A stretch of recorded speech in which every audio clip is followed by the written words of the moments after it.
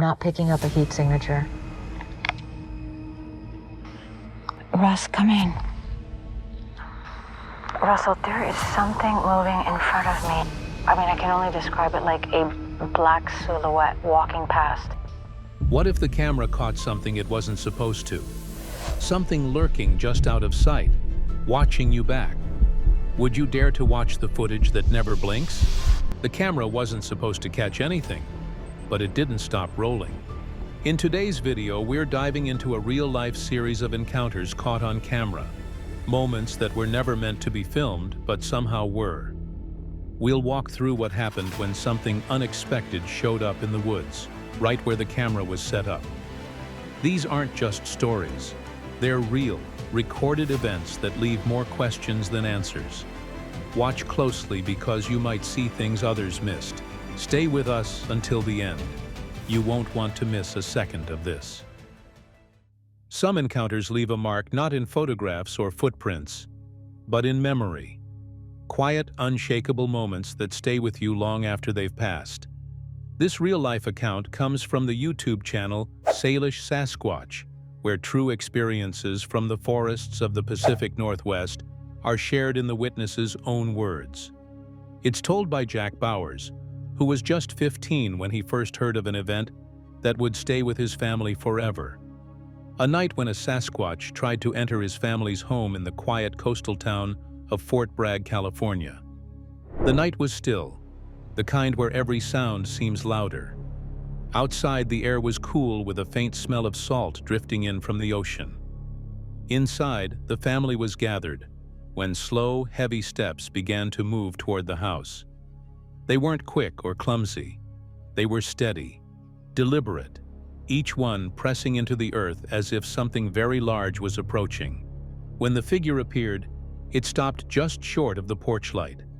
Its shape filled the shadows, tall, broad, unmoving. It didn't knock. It didn't speak. For a moment it simply stood there, as though listening, deciding. Then it shifted slightly, as if testing the space between them and the door.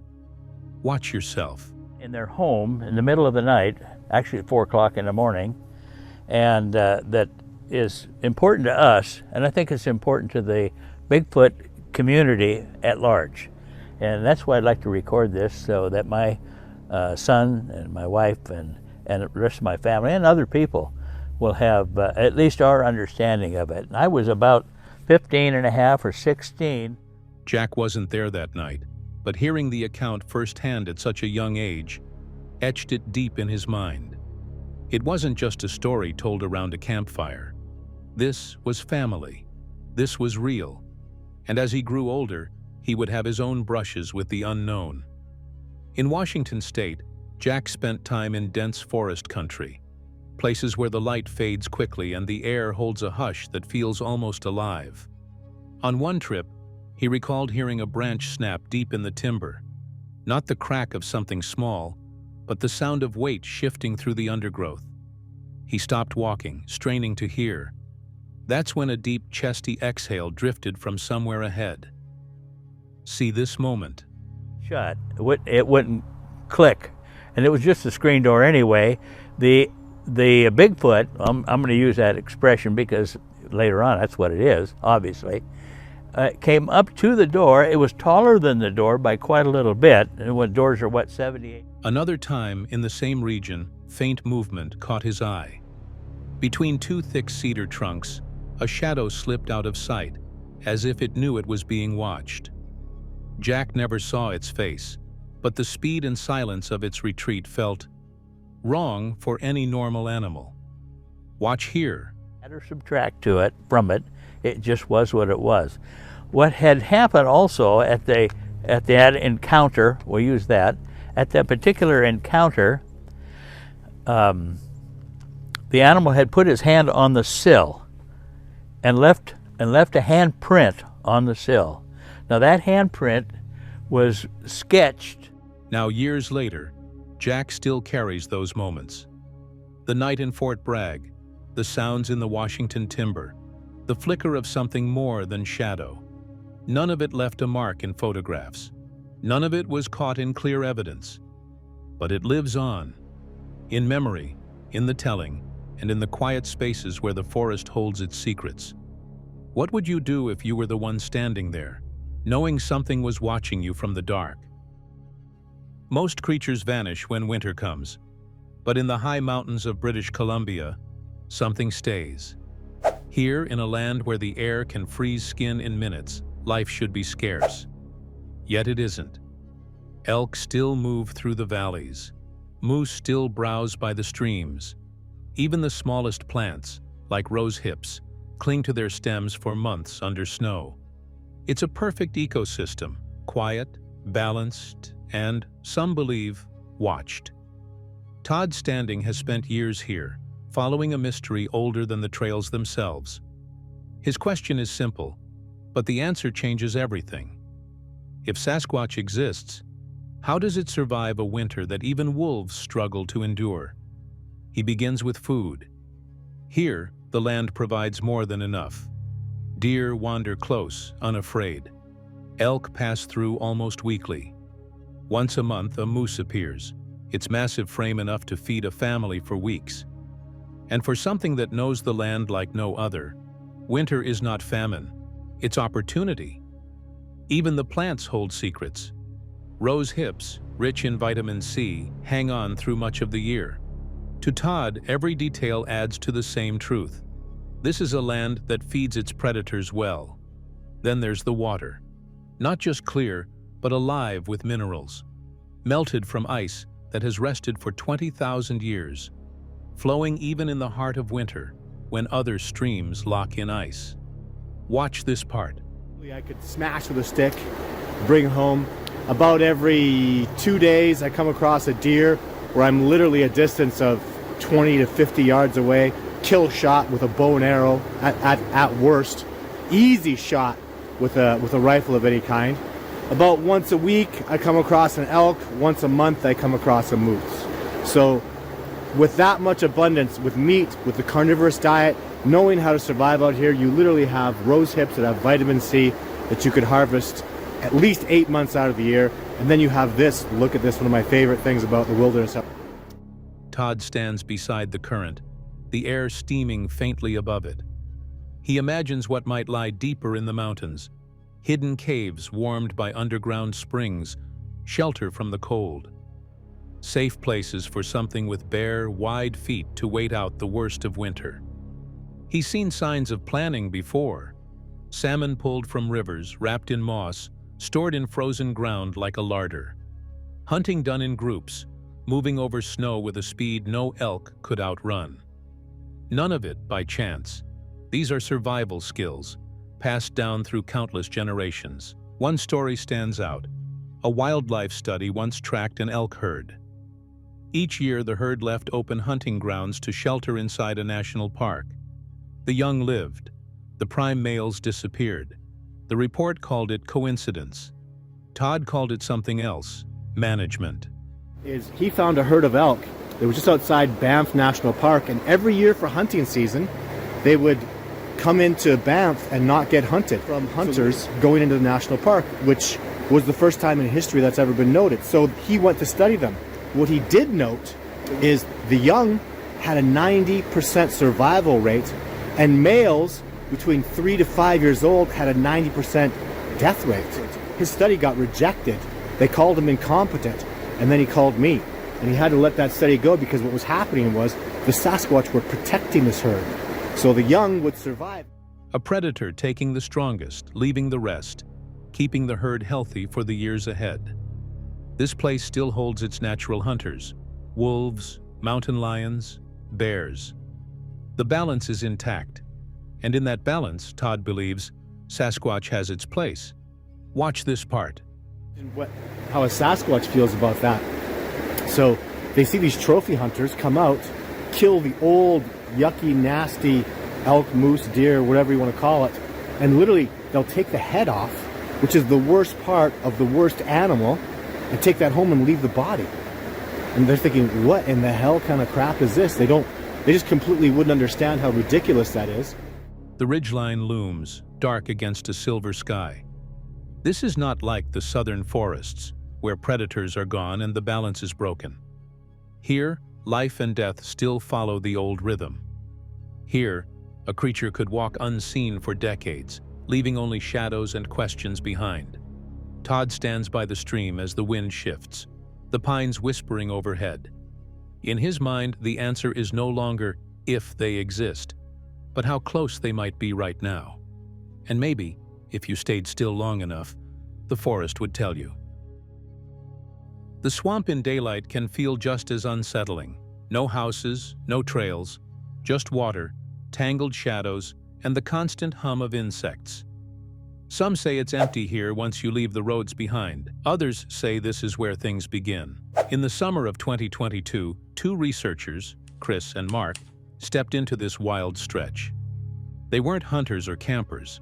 They were here for something else, something they believed could only be found when the human world was far behind. They carried 2 audio recorders, an EMF meter, and one question: what's moving through these swamps when no one's watching?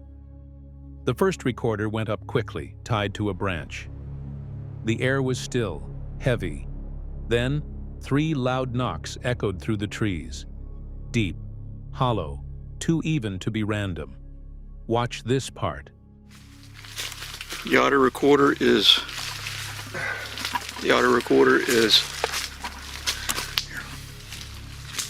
okay. The audio recorder is taller than Another one? 7 feet maybe. We're getting knocks back this way. Yeah, we had 3 in a row there. We're starting to get some interesting stuff, and it's coming back from the same location area. All right. How do you want to do this, Chris? This is the record. Oh, it's already. They stopped and listened. The swamp grew quiet again, but the feeling had changed. It was no longer empty. At the second spot, they tied the recorder high into a palm tree. As Mark worked, movement caught his eye. Something slipped between the fronds. There, then gone. Chris turned just in time to see it vanish. Whatever it was fast. Too fast for a person. The EMF meter came alive. Numbers jumped from 0.1 to 1.4. Chris spoke softly, explaining they meant no harm. Another knock answered him, then another from the opposite side. Something was circling them. From deeper in the swamp came a sharp crack. Wood striking wood. The sound rolled through the trees. Watch this moment. 0.2 fluctuation. There's a knock over there. That was up here. 1.4. 1.4. Never disappoints, I'm telling you. 1.4. I'm trying to. 1.4? It was 1.4 that just for a coming brief from? moment. Right here with us. There's 0.8. something right over there. Again. Mark's gut told him they weren't alone. But it wasn't just one thing out there. The knocks came in patterns from different angles, as if more than one was moving unseen. Then something hit the ground nearby, thrown, not dropped. It was close enough to make them step back. Mark explained what he'd seen earlier. Only part of the figure, just a quarter of it, slipping between the fronds. In the shifting light, it looked blurred, like it didn't fully belong to this world. Chris agreed. It didn't look clear. It looked cloaked. More spikes on the meter, a faint vocalization, low and hard to place, drifted through the still air. The swamp seemed alive, watching, listening. The activity didn't stop until they began packing up. The last knocks came as they walked away, fading into the distance. Play this last sequence.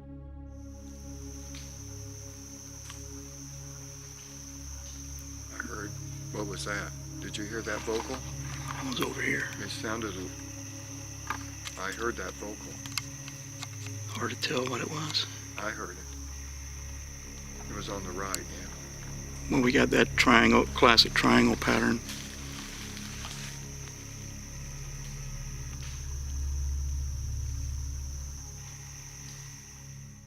Some say knocks like these are warnings. Others think they're messages. Out here, there's no easy answer.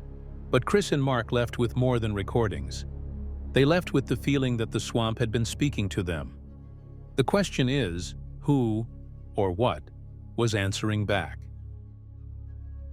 Have you ever felt like the mountains were watching you? Not just the wind, not just the trees, but something alive. In the high reaches of the eastern Sierras, where the snow stays late and the air thins, people say something moves between the pines. Bigfoot, Sasquatch, a creature most will never see, but some will never forget. Bill was one of those people. It was May. He was up on Coyote Ridge, nearly 10,000 feet above sea level. The snow was still thick, crunching under his boots. His dogs ran ahead, kicking up white powder. It felt like any other quiet day, until it wasn't. Watch this part in the far left of the frame, behind the trees. Something dark moved quickly.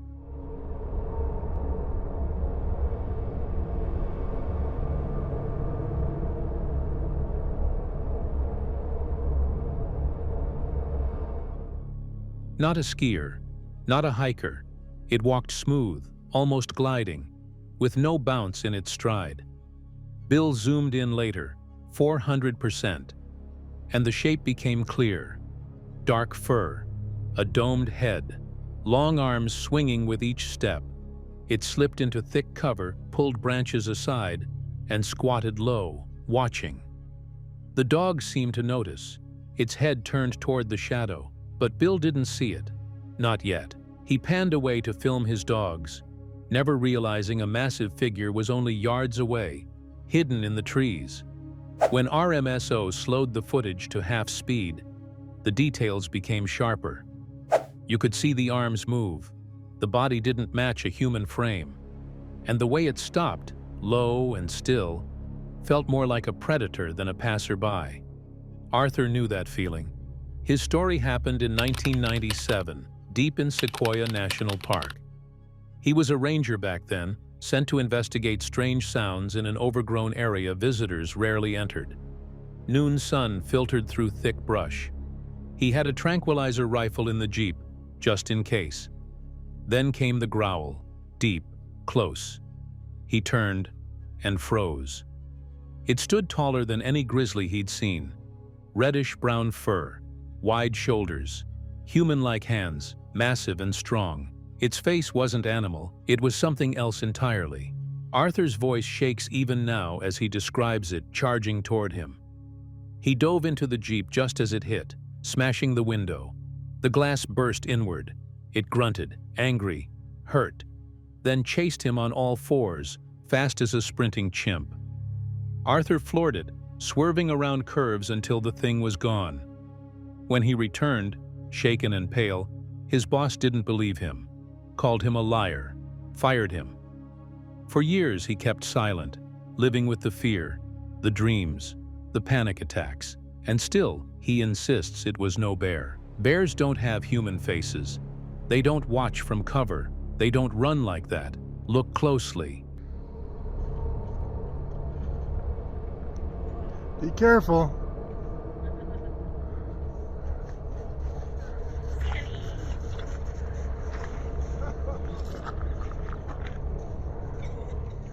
In the eastern Sierras and the Sequoia forests, sightings like these keep stacking up, each one different, each one eerily the same. So, what walks these mountains? And if you ever meet its gaze, will you survive to tell the story? Have you ever walked into a place that felt untouched? Not just quiet, but guarded. Deep in Oregon's private logging lands, behind locked gates and long-forgotten roads, something has been crossing the gravel at night. Twice now, witnesses have reported a towering figure stepping out of the timber, heading toward a place few people ever go.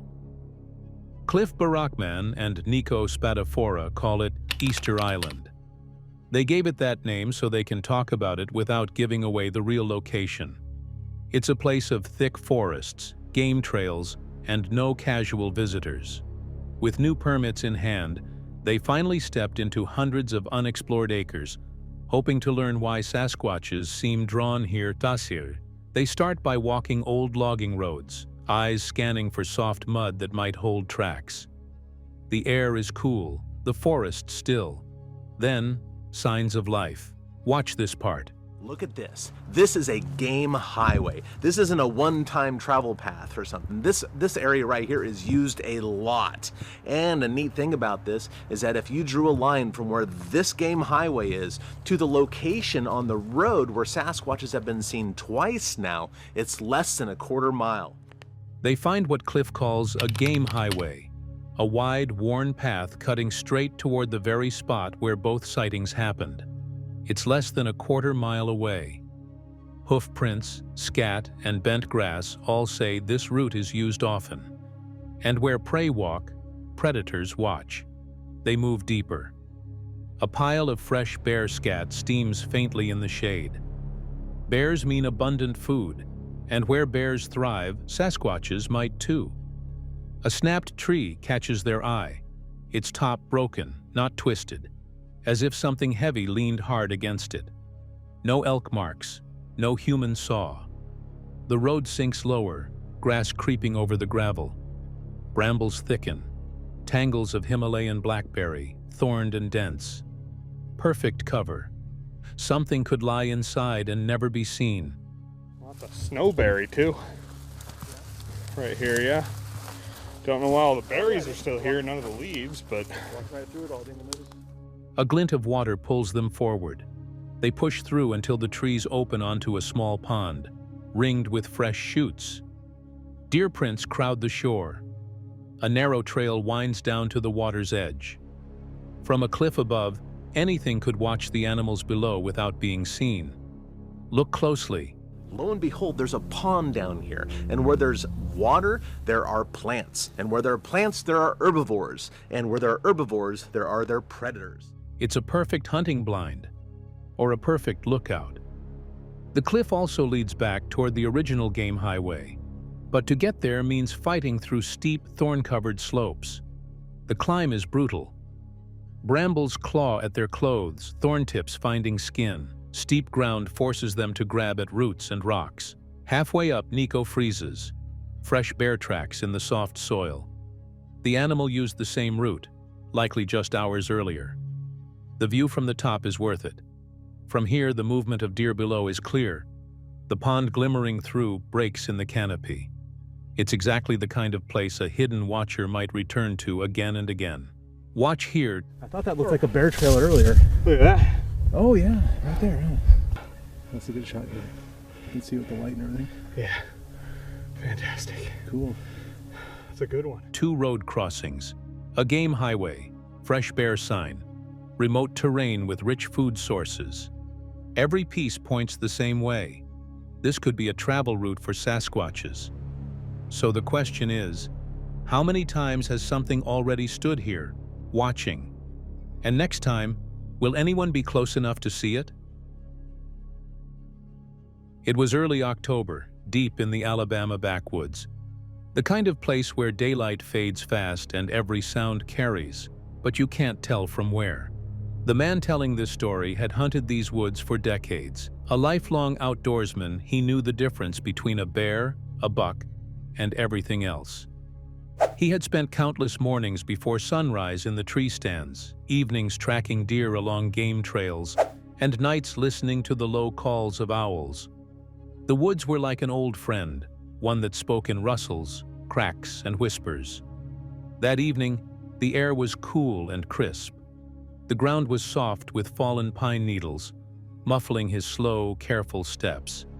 A bow was slung across his shoulder, its weight familiar, a companion on hunts since his youth. Shadows stretched long across the ridges, and the only movement came from leaves drifting down in silence. The scent of damp earth and pine hung in the air, wrapping around him like a quiet warning. He scanned the tree line as he moved, eyes catching on every flicker of motion. A squirrel leaping, a branch swaying, but nothing out of the ordinary. Then, a crack. Not close, but heavy, like something big shifting its weight. He stopped and listened. Another step followed, this time in rhythm with his own. Not a deer, not a hunter. Watch this part. Okay, now what I wanted to do today was tell you where I received my first Bigfoot report. This was not my sighting. I had my first sighting where I was living at my house many years ago. But this was the first time that somebody come by my house and said, I just saw the giant monkey, was what it was called back then. His instincts told him to stay still, to let the forest speak. The wind whispered through the treetops, but beneath it came another sound. Measured, deliberate. His breathing slowed, his ears strained. Every nerve seemed tuned to that steady cadence. Up ahead, 50 yards, he saw it. Broad shoulders, dark hair hanging in thick layers down its back. Its arms swung low, past the hips, each movement smooth but powerful. It stepped into a shaft of fading light. For a moment it just stood there, looking right at him. And that's when he saw its face. Not animal, not fully. It looked too human. Watch this moment. Right up here in this curve was where this thing come running across the road, and the guy that that's what we had heard it was a giant monkey, and that's what everybody in this area called it, and that's what we thought it was. But this guy here, after he saw it that day, he knew that it was not a monkey. His breath caught, every muscle tightened, caught between the urge to run and the pull of trying to understand. The eyes locked on his were dark and unblinking, holding him still like a deer in headlights. The figure turned, moving up the ridge in long, powerful strides. No sound except the swish of wet grass and the faint crack of branches underfoot. Within seconds, it was gone, swallowed by the trees. He stayed frozen, bow still in his hands. His heart pounded, but his legs refused to move. Even now, years later, he says the same thing. It wasn't a bear, it wasn't a man, it was something else. Okay, now we're up here in the curve, and right here is the bank. Right here is where it slid off, and you could actually, back then it wasn't as covered with pine straw as it is now, but now those woods back out there look pretty much like they did back in around 1971 or 72. In a place where hunters know every trail and every shadow, something walked that didn't belong. Its gaze lingered in his memory, leaving a question he could never answer. So what was it that watched him from the ridge that night, and how many others have felt the same eyes in the dark? Some people search the forest for answers, others simply hope for a meeting. The man behind Camping with Sasquatch is one of those people. He's had more than one encounter over the years, all of them positive. For him, Sasquatch is not just a mystery to solve, but a presence worth respecting. He believes these creatures can be curious, even kind, and he's drawn to stories that reveal that side. For this trip, he set his sights on northern Michigan, a place known for its vast, untamed stretches of wilderness. His plan was simple: camp for one night near the Manistee and Huron National Forests, explore during the day, and see what the land might reveal. This area has long been thick with sightings. The locals have stories. Travelers pass through with their own accounts. And somewhere in between the truth and the telling, the mystery lingers. I just got my camp set up, just set up my tent, and I just was looking around, and there's a nice river here up in northern Michigan near the Manistee National Forest. The area that I'm at has reports in all directions when you look on the Bigfoot mapping project. The evening air was crisp, the kind that carries sound far across the trees. The ground was soft from a recent rain, and the pine needles muted his steps. As he hiked deeper, the forest began to change. Fallen trees crossed one another in rough X shapes, arches bent low and held in place by nothing but another branch. He'd seen formations like this before, but here, the patterns repeated. Each one felt intentional, almost like words in a language not meant for humans. Watch this part. That's a pretty cool one right there. That looks a little bit odd. Bit out of place. That's kind of cool through there too. The way those are all angled right there in the center screen. But also, I'm wondering if I have one more right over here. The deeper he went, the quieter it became. At first he didn't notice. Then it hit him. No birds, no squirrels, no usual rustle of life. Just the wind brushing through the pines. And then it came, a sharp whistle, not close, but not far enough to ignore. He stopped, his breath caught in his chest. Another whistle followed, faint, almost like someone calling from a distance. The sound carried just long enough to blur the line between natural and unnatural. Watch yourself. Wonder what that noise is. That noise right there. There it went. No idea. I'm gonna see if I can catch it again because it heard it just a tiny bit louder a second ago. Right there.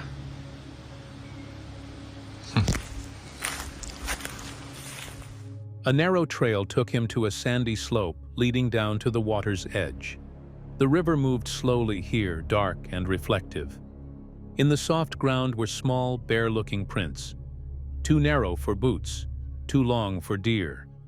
There were no adult tracks beside them, just these, moving with purpose along the shoreline. He studied them, the silence behind him feeling heavier now. These are kind of interesting. They're like small and foot-shaped. But it could be kids that hiked or whatever. We are definitely right off a trail. I mean, it almost looks foot-shaped, just going across. That's interesting. The trail opened to a cluster of trees leaning together like a teepee. Beneath them, another X-shaped formation. Just beyond, an arch bent so low it nearly touched the ground, held down by a single thick branch wedged into place. It didn't feel like storm damage or random debris. It felt deliberate, a marker left for those who knew how to read it. A big one and a little one underneath it. Right next to that is this, sort of X-shaped.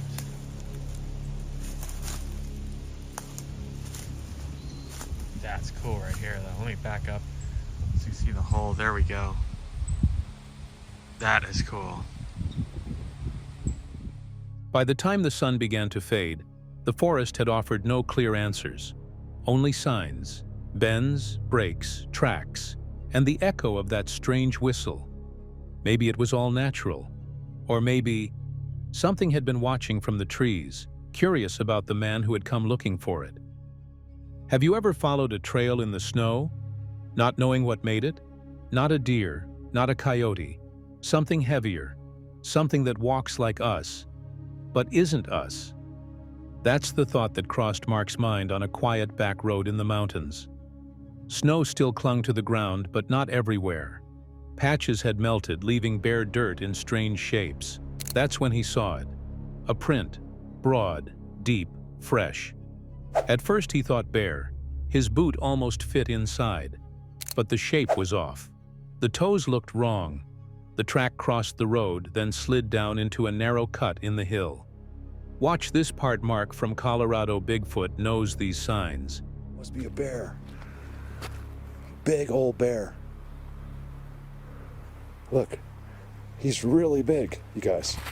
Yeah, I can see his paws and everything. Look at the size of him. You guys, my whole foot just about fits in his... Look at him, he came down that road. This is probably... It could be up to a week or two old. And he went over to there. He's filmed in these woods before. A few months earlier, he found a strange clearing here. Open ground with nothing growing, almost a perfect circle. He followed the prints into the bare dirt. The snow was gone, but the trail was easy to see. A lean-to of broken branches stood just off the road. Same as before. Same spot. He walked 100 yards uphill. More signs appeared. Fresh breaks in limbs, dirt piled over sticks, shapes that looked arranged. The air felt heavy. The forest was still. Not a single bird called. Watch this. Mark found a triangle made from logs. Look at that footprint. Look at the front of it. You guys, look at that. Right there. You see it? It's at the front is like a real, that's a footprint. The problem is, this dives down at the back. Look at that, look how big. Yes, yes. Thank you, somebody, thank you. Then a cluster of tridents, 3 thick branches joined at the base, all pointing the same way. On the ground, a deep, long print stood out, wider than his boot, too wide for a bear. Then it came, a whistle, soft, far away. It sounded human. Mark stopped, listened. The whistle came again, quick, almost mocking. Then it was gone. Play this. That's a human whistle. I mean, maybe like this, the best person in audio will hear it, but they're right up there. Hold on, let me breathe. I hold my breath when I zoom and I'm already out of breath. There's this ridge line up there. It's right above. If you were to take that ridge line down, all the way down to that corner, I heard it again, you would end up at the baby's head. So I'm very close to the baby. The tracks led to a strange path through the undergrowth. Fallen logs lay side by side, all lined up in the same direction. Mark calls this a Sasquatch highway, a route used over and over until it's clear as a road. He's been in places where the woods feel alive, where he leaves drained, zapped, as he says, like something has pulled the energy from him. But here, it felt different, empty, and that emptiness was worse. Still, the bear tracks were fresh. They had crossed the snow at the edge of the trail not long ago. Somewhere in the pines, a real predator was close. But the signs, the prints, the structures, the whistle, were not a bear's. Mark has walked many wild places, but this one left him unsettled. The forest here doesn't shout. It whispers, and sometimes the silence speaks louder than any sound. So what do you think?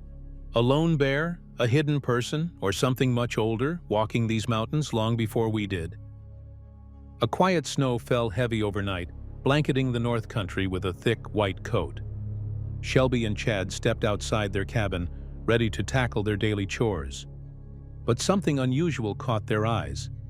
Huge footprints pressed deep into the fresh snow right by their gate. What made these prints stand out wasn't just their size, but the long, powerful strides between each one. Could it be Bigfoot wandering their property again?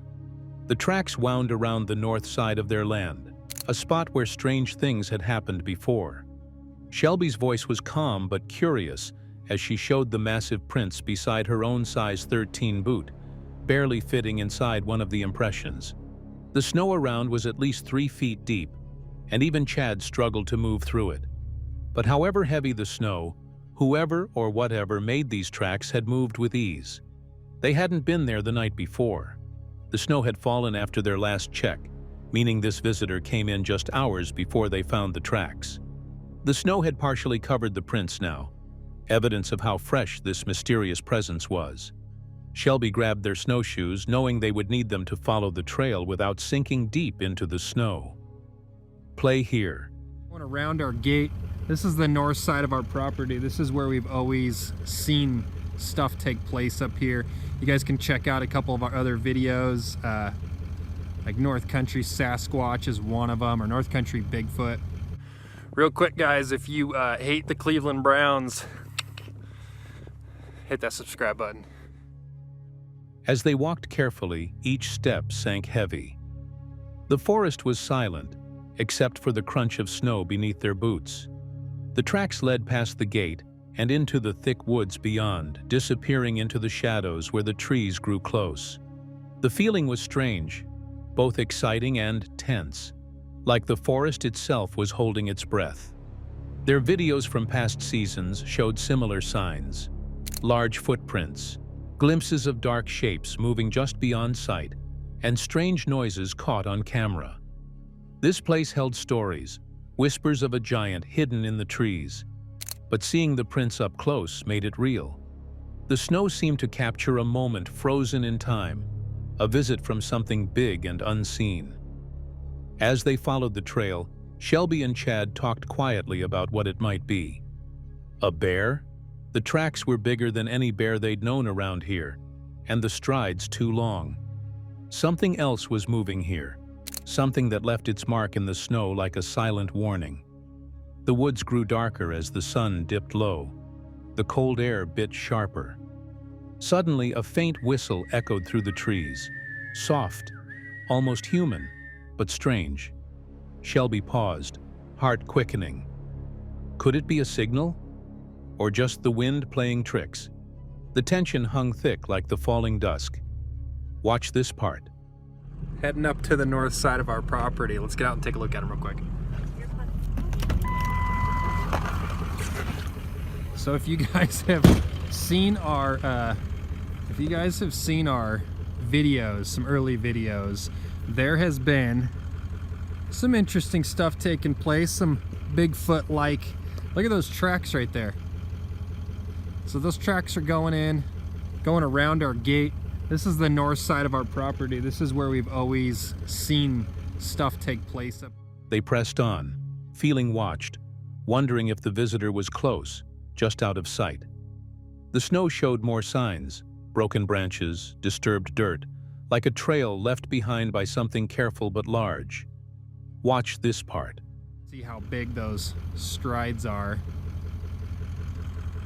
Should we walk them? Let's walk next to them. Holy jeez. So these weren't here yesterday evening when we had come home. These,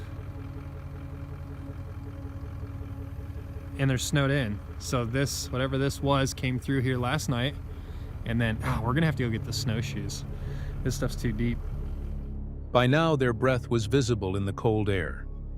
The trail ended near a clearing, where snow-covered structures of sticks and rocks lay scattered, arranged oddly, as if someone had placed them there. Was it a marker, a message, or simply the forest's natural order disturbed by a giant's presence? Watch this part. Interesting up on the 5. We're gonna have to go get the snowshoes. I'm just punching through that too far. It's way too hard to get through there. You can look at my snow. So much of a mess I make. Whatever that is long and tall. We're gonna go get snowshoes and we'll go follow those and see where they go. We're going to go hunting Bigfoot. With the night coming fast, Shelby and Chad made their way back to the cabin, minds racing with questions. What had they really found? Was it a bear? Or something else? Something bigger that walks these woods when no one's looking? The snow might hide footprints, but it cannot hide the truth for long. And here, in the quiet cold of the North Country, the mystery waits, silent and deep. What do you think left these tracks? Have you ever felt watched in the woods? This footage has left experts and viewers stunned, a silent witness to something unknown. It wasn't supposed to be recorded, yet here it is, an unblinking eye into a hidden world. What do you think you saw? Proof or illusion? Share your thoughts below and join the search for answers. Sometimes the quietest moments hold the loudest secrets. The footage begins without warning. A narrow dirt road stretches deep into Idaho's backcountry. No other vehicles, no distant voices. Just the crunch of tires over gravel, the hum of solitude. About 6 miles before my final destination, I run upon a Forest Service outpost, and the sign before it is a good sign. And the creeping sense that something out here is watching. This wasn't just a casual trip. He had studied the region thoroughly, identifying it as a possible Bigfoot habitat due to its isolation and lack of human interference. Meadows, streams, and old-growth forests surrounded the area. And since I've become a Bigfoot guy, I take an audio recorder and I put an audio recorder out every night whenever I go camping. Far removed from any main roads or camping traffic. Finally, the goal was clear: find evidence. And he came prepared. He brought an audio recorder, strategically placed it 3 miles into the wilderness, and then returned to camp, hoping to entice something or someone to follow him back. Watch yourself. Yeah, this stuff's tall.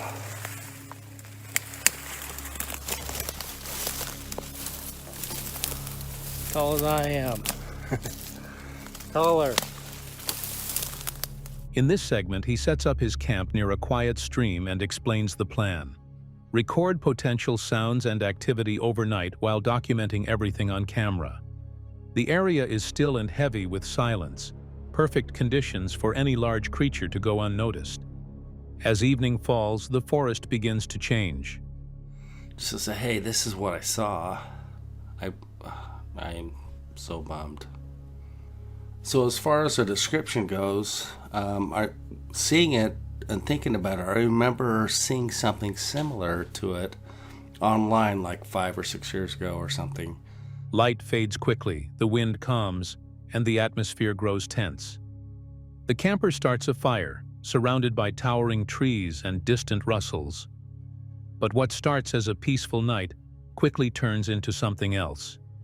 He begins hearing movement from the tree line, not loud but unmistakable. A steady shifting, deliberate and heavy, just out of sight to his left. This was no deer. Watch yourself.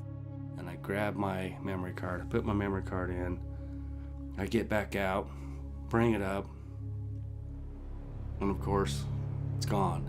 It's not there.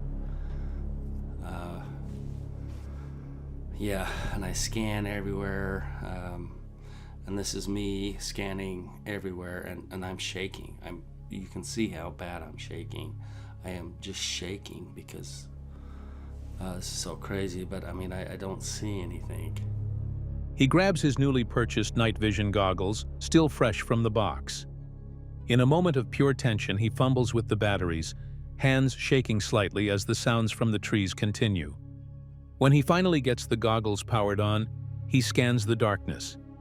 And there it was, something tall, standing upright, staring tech. At first it didn't move. Then, slowly, it began to lean. Okay, this is way lower, but I'm doing live video far away with the video camera, and then I'm also doing a test. Count my steps from here. 1, 2. Not a sway, a deliberate sideways lean, further than any normal person could go. It straightened up, then leaned again, opposite direction. Back and forth, not rocking, but bending, watching. The figure's proportions and movement didn't align with any known animal. The bending was fluid, but too deep, unnatural. The camper's internal instincts were screaming, "This isn't human," yet his eyes confirmed it was there. Watch yourself.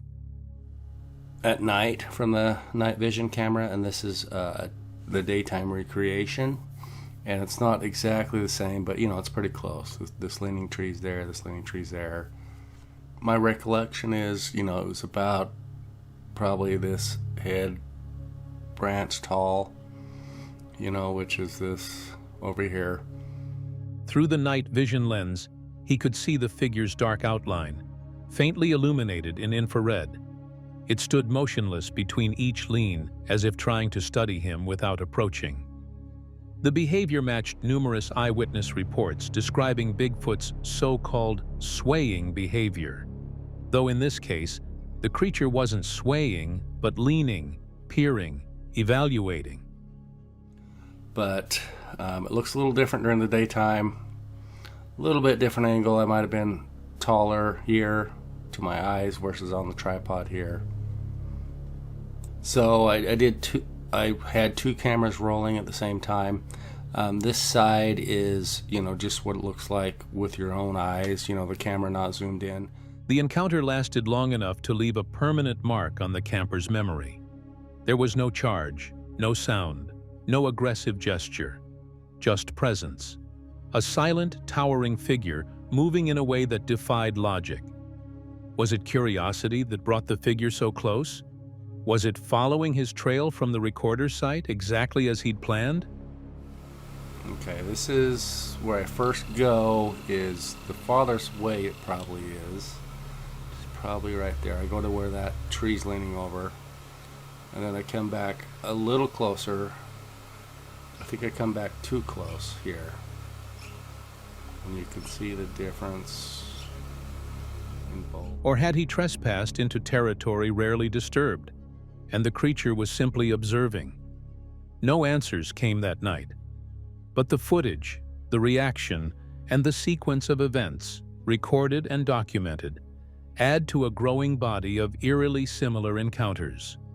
And so, the mystery deepens. What exactly is watching from the woods? In the remote stillness of Harwood Forest, Northumberland, one man set out to spend a solitary night under the dense canopy of an ancient woodland. Known for its moody atmosphere and rich history, Harwood has long been a magnet for hikers, campers, and those seeking silence. But on this night, something else stirred beneath the pine-covered slopes. Welcome back to the channel, Mandingos. Today I'm out by myself. Unfortunately, little Mick can't make it. I called for him this morning, I knocked on his door, and his dad said he's been up all night ill. So, you're gonna have to put up with me, by myself today. This is where I'm at. The journey began at Winter's Gibbet, a bleak and windswept location tied to one of Northumberland's darker historical episodes. The wooden structure, perched against a backdrop of gray skies, marks the execution site of William Winter in 1792, an ominous choice for a starting point. So I'll have to be careful where I set up. Should be great. Anyway, first we're going to check out a little bit of history over there. Let's go. See you in a sec.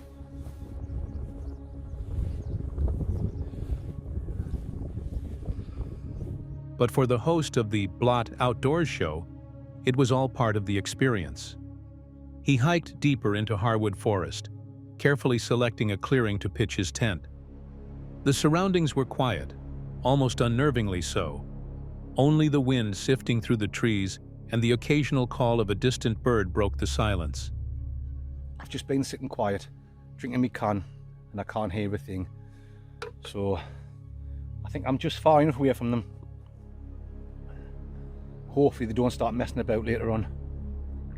As dusk settled, he prepared his evening meal, a couple of burgers, 2 Cornish pasties, and other simple comforts. Spirits were high, and plans were in place to enjoy the night, including a whiskey tasting. But as daylight faded, so did the calm. The first sign that something was off came quietly. 2 Cornish pasties were missing, then some meat. And I'm going to eat well tonight, Mandingos. I've got the usual chorizo, peppered salami. I've got myself a couple of Cornish pasties. At first, the explanation seemed simple, perhaps careless placement or animals. But the food had been inside the camp area, seemingly undisturbed by wildlife. He had passed a group of young campers earlier in the day. Suspicion pointed there, though no confrontation took place. As darkness fell, the mood changed. Watch yourself. I'll know there's a better spot. We'll have a mooch about and we'll see what's about.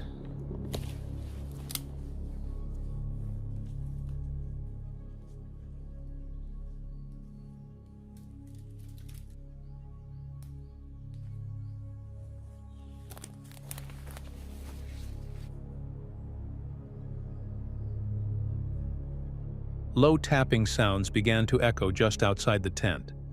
Not a branch falling, not the breeze. Deliberate, close.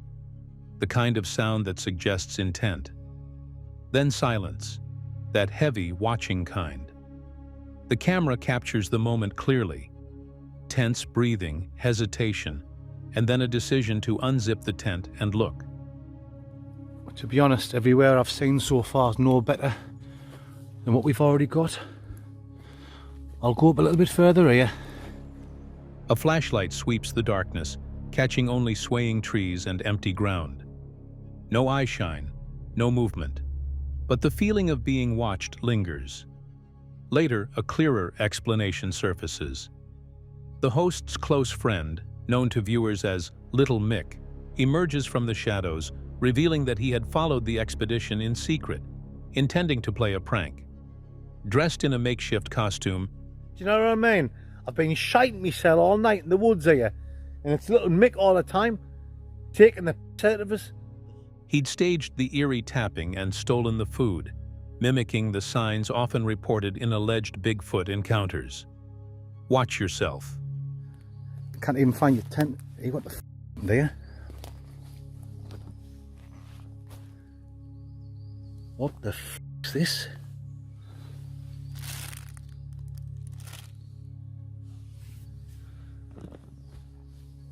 It's me fucking...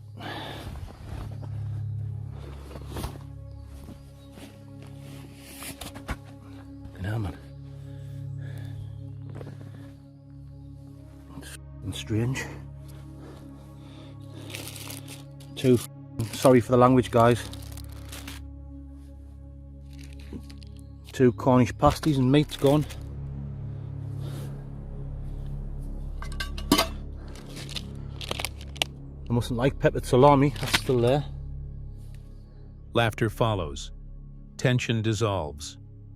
But what remains is a striking demonstration of how easily the human mind, even in control, can be pushed toward uncertainty in the forest's isolation. In the final segment, the two sit beside a low-burning fire, reviewing the Woodsman blended Scotch whiskey. The taste, bold, oaky, with a smooth finish. Rated a firm 8.5 out of 10. You smell like a toffee vanilla smell. Aye. Vanilla. Anyway, that's enough of the sniffing. Let's go on with the tasting. Rights. But the experience of the night, both real and orchestrated, left a lasting impression beyond the campfire glow. Harwood Forest is no stranger to legends. From local folk tales to unexplained sightings, its dense tree lines and hushed clearings provide fertile ground for mystery. Though this encounter was ultimately explained, it raises a larger question.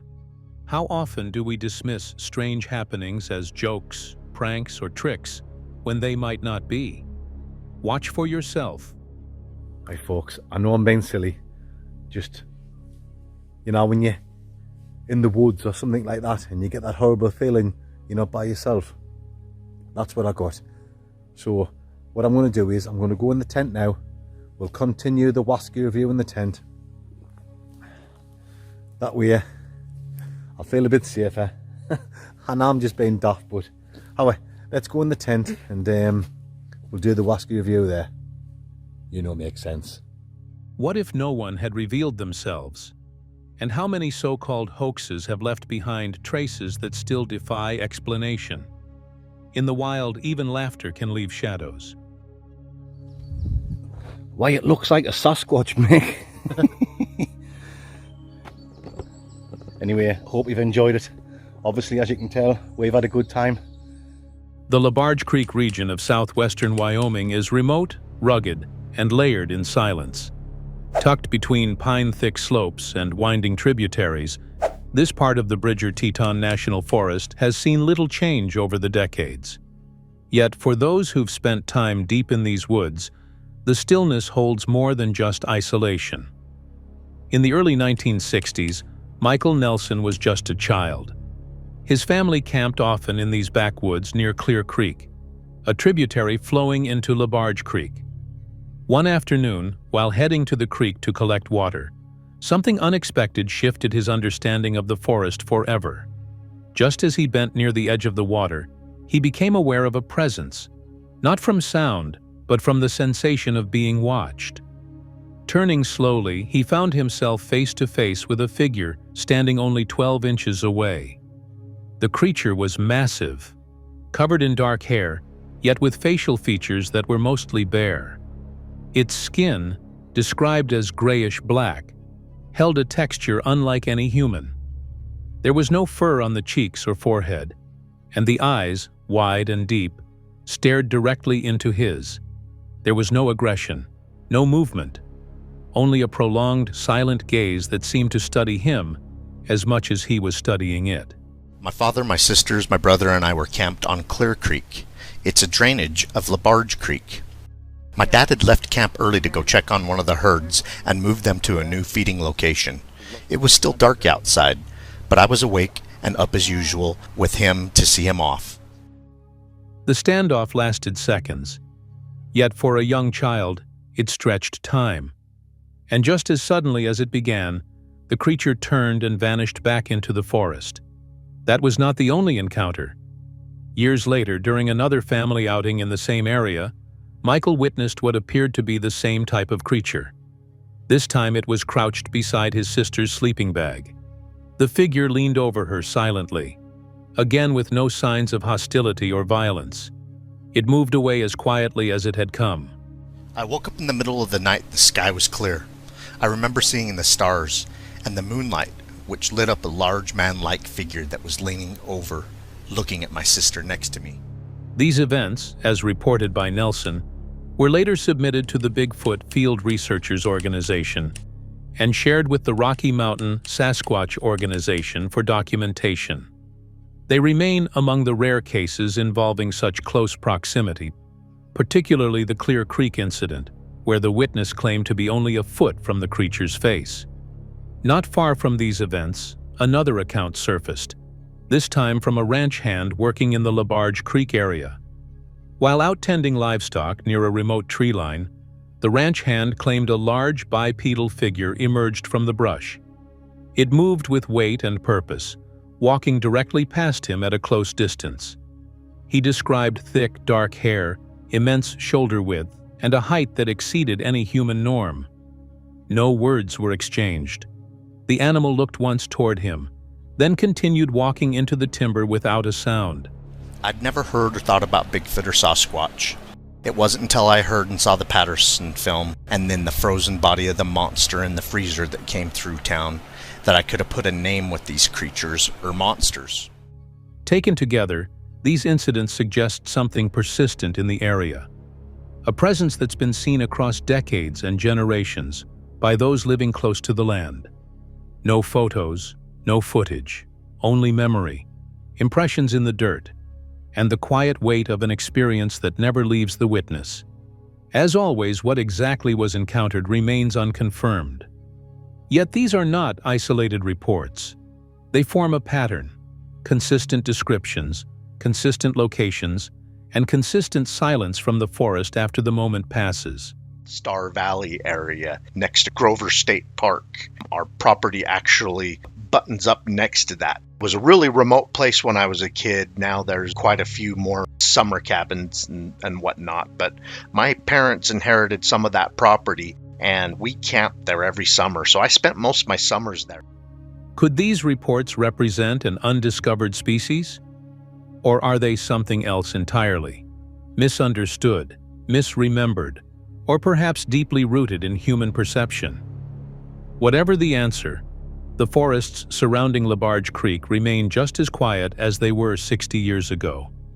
And whatever moved within them may still be there. The scars remain, but the questions only deepen. Was it truly Bigfoot, or something else entirely?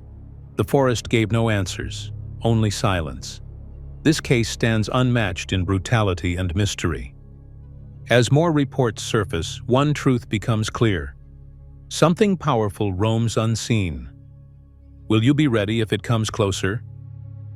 This footage has left experts and viewers stunned, a silent witness to something unknown.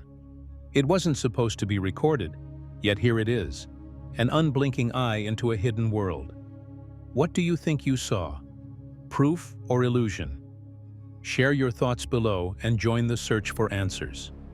Sometimes the quietest moments hold the loudest secrets.